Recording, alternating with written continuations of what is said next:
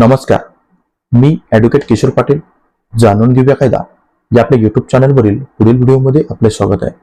मित्रांनो, आजच्या व्हिडिओमध्ये आपण तुमची जर जमीन ही सीलिंग कायद्याअंतर्गत शासनाने जमा केली असेल तर ती जमीन तुम्हाला कोणत्या परिस्थितीत मिळू शकते आणि त्या संदर्भातली कायदेशीर तरतूद किंवा अटी आणि शर्ती काय या संदर्भात फार उपयुक्त अशी माहिती आजच्या व्हिडिओतून आपण घेणार आहोत.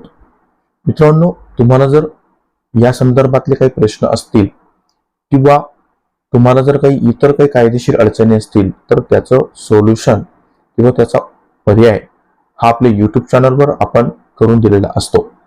तुम्ही जर आजपर्यंत आपलं चॅनल सबस्क्राईब केलं नसेल किंवा तुम्ही जर आज पहिल्यांदा आपल्या चॅनलला भेट दिली असाल तर ते चॅनल आज रोजी लगेच सबस्क्राईब करा, जेणेकरून मी देत असलेली कोणतीही नवनवीन अपडेट ही तुम्हाला वेळोवेळी मिळत राहील. मित्रांनो, आपल्याला माहित आहे की 1960 ते 70 या दशकामध्ये शासनाने ज्यांच्याकडे जास्तीची जमीन होती ती जमीन काढून घेऊन सीलिंग कायदा जो काही होता, कमाल जमीन धारणा अधिनियम 1961 या कायद्यानुसार ती जमीन, जास्तीची जमीन, सरप्लस लँड किंवा अतिरिक्त जमीन हे शासनाने जमा करून घेतली. त्यावेळची परिस्थिती अशी होती की ज्या कुटुंबाकडे किंवा ज्या व्यक्तीकडे जी काही मर्यादा त्या कायद्यामध्ये घालून दिली त्या मर्यादेपेक्षा जास्तीची जमीन असेल, म्हणजे 54 एकरचं लिमिट हे त्या कुटुंबाचं होतं. म्हणजे एका कुटुंबाकडे 54 एकर एवढीच जमीन शिल्लक राहील. 54 एकर पेक्षा जर जास्तीची जमीन त्यांच्याकडे असेल तर ती जमीन या कायद्याअंतर्गत सरप्लस लँड म्हणून शासनाने जप्त केली होती. परंतु या जमिनी जप्त करण्यामागचा उद्देश असा होता की जे कोणी शेतमजूर असतील, भूमिहीन असतील किंवा गोरगरीब असतील त्यांना देखील जमिनी मिळाव्यात किंवा त्यांना देखील शेती करण्याची संधी मिळावी हा उद्देश डोळ्यासमोर ठेवून शासनाने हा कायदा पारित केला होता. परंतु बऱ्याच लोकांचे असे प्रश्न असतात की या कायद्याखाली आमची जमीन गेली, परंतु त्या जमिनीचा वापर शासनाने आजपर्यंत केला किंवा नाही, किंवा ज्या प्रयोजनासाठी ती जमीन संपादित केली होती त्या प्रयोजनासाठी त्याचा वापर झाला किंवा नाही ही आम्हाला माहिती नाही. परंतु ती जमीन आम्हाला आता मिळवायची असेल तर ती जमीन आम्हाला परत मिळू शकते का? तर या प्रश्नाचं उत्तर आपण घेण्यापूर्वी तुम्ही व्हिडिओ पूर्ण बघा, कारण अपूर्ण माहिती जर तुम्ही घेतली तर अपूर्ण ज्ञान हे नेहमी धोक्याचं असतं. त्यामुळे व्हिडिओ हा पूर्ण बघा. मित्रांनो, पहिला जो प्रश्न आहे की सीलिंगची जमीन ही तुम्हाला परत मिळू शकते का? त्यासाठी कायद्यामध्ये 3 प्रमुख कारणं सांगितली आहेत. पहिलं म्हणजे अलॉटमेंट. जर तुमची जमीन शासनाने संपादित केल्यानंतर किंवा तुमची जमीन काबीज केल्यानंतर, तिचा कब्जा घेतल्यानंतर जर त्या जमिनीचा अलॉटमेंट आजपर्यंत केलं नसेल तर अशा परिस्थितीत तुम्हाला ती जमीन परत मिळू शकते.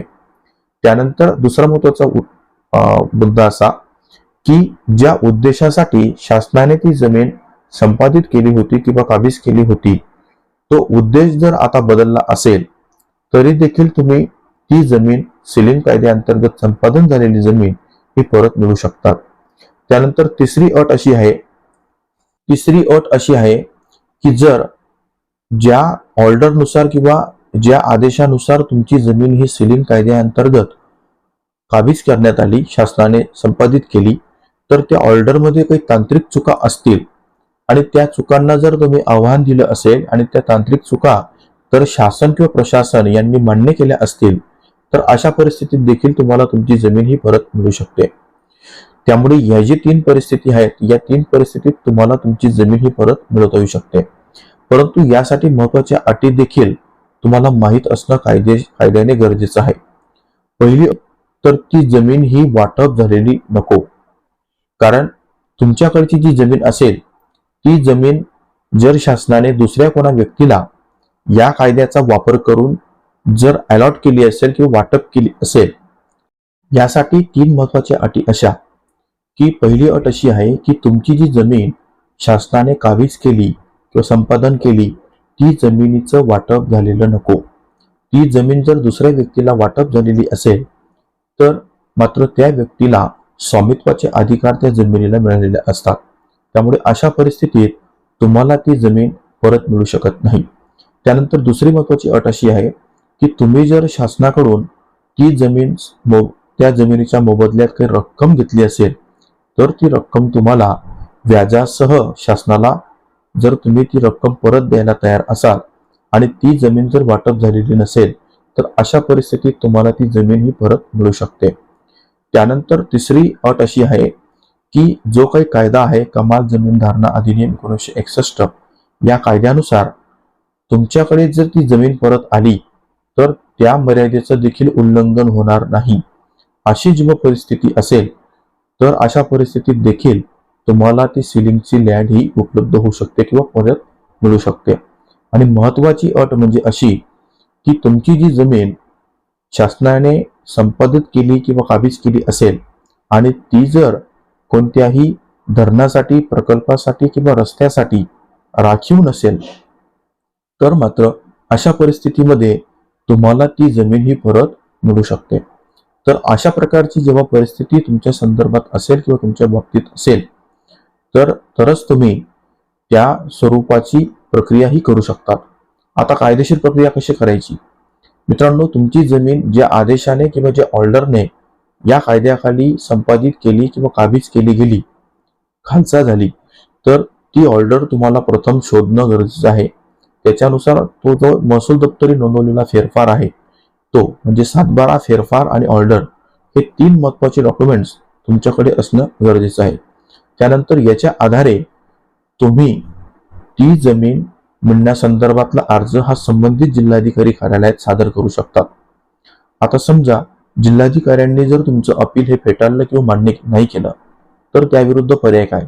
तर त्याविरुद्ध पर्याय असा की तुम्ही MRT म्हणजे महाराष्ट्र रेव्हेन्यू ट्रिब्युनल यांच्याकडे दाद मागू शकता किंवा रिट पिटिशनच्या माध्यमातून हायकोर्टामध्ये तुम्ही देखील त्याची दाद मागू शकतात किंवा अपील करू शकतात. महत्वाचा कायदेशीर सल्ला असा की या संदर्भातले सिलिंग लँड संदर्भातले अनेक एजंट हे आता महाराष्ट्रामध्ये आहेत. त्यांना अपूर्ण कायद्याची माहिती असते आणि ते पैसे घेऊन देऊन काम करत असतात.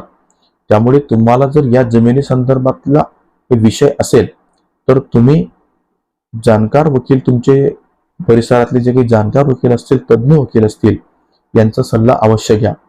आणि विशेष म्हणजे जर त्या जमिनीवरती कूड कायदा किंवा इतर काही शासकीय शेअरी असतील तर अशा परिस्थितीत मात्र तुम्ही पूर्ण काळजी घेऊनच संबंधित व्यक्तींवरती विश्वास ठेवा. धन्यवाद. मित्रांनो, आजचा व्हिडिओ तुम्हाला कसा वाटला ते जरूर कळवा. तुम्हाला जर हा व्हिडिओ आवडला असेल तर त्याला जास्तीत जास्त लोकांपर्यंत शेअर करा. आणि तुमचे जर काही वैयक्तिक कायदेशीर प्रश्न असतील तर ते तुम्ही मला आपल्या डिस्क्रिप्शन बॉक्समध्ये दिलेल्या संपर्क नंबरवर संपर्क करून सशुल्क सल्ला देखील घेऊ शकतात. धन्यवाद.